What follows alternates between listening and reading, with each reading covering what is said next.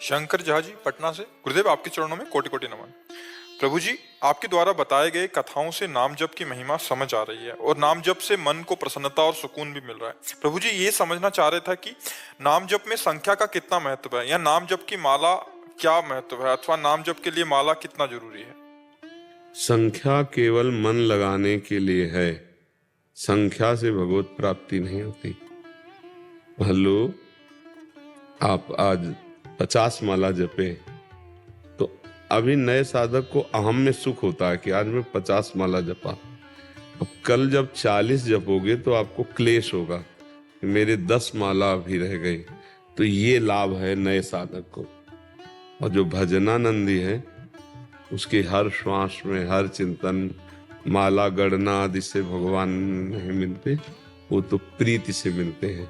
तो प्रेम पूर्वक जितना हम आर्त भाव से भगवान का नाम जप करेंगे उतने हम भगवान के नजदीक पहुंचते जाएंगे।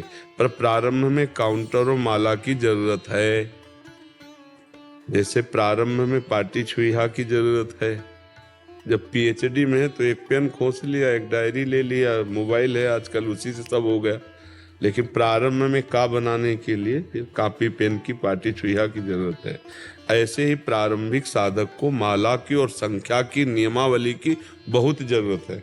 21 माला, 51 माला, इतने माला हम नियम लिए और उसका रात दिन पूरा कर रहे हैं तो उससे मन लगने लगता है।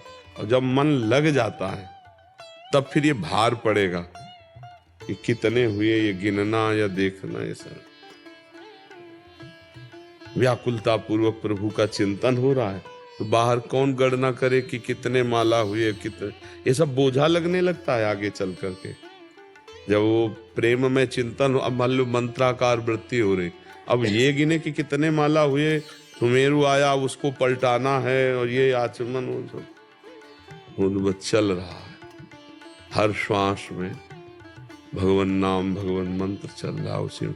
पर यहाँ तक पहुँचने के लिए जरूरत है उसको संख्या की, नियमावली की, पवित्र आहार की, पवित्र आचरण की, पवित्र दर्शन। मतलब मोबाइल आज से गंदी बातें दर्शन करोगे तो फिर भजन थोड़ी होगा, चिंतन तो वही होगा गंदा गंदा। इसलिए बहुत सावधान, हमारा गंदा दर्शन न हो, गंदा श्रवण न हो, गंदा विचार न हो, गंदी क्रिया न हो, फिर भजन करें तो बहुत जल्दी लाभ मिल जाएगा। संख्या से नाम जप करने से मन लगता है और मन लगने से प्रभु की प्राप्ति होती है।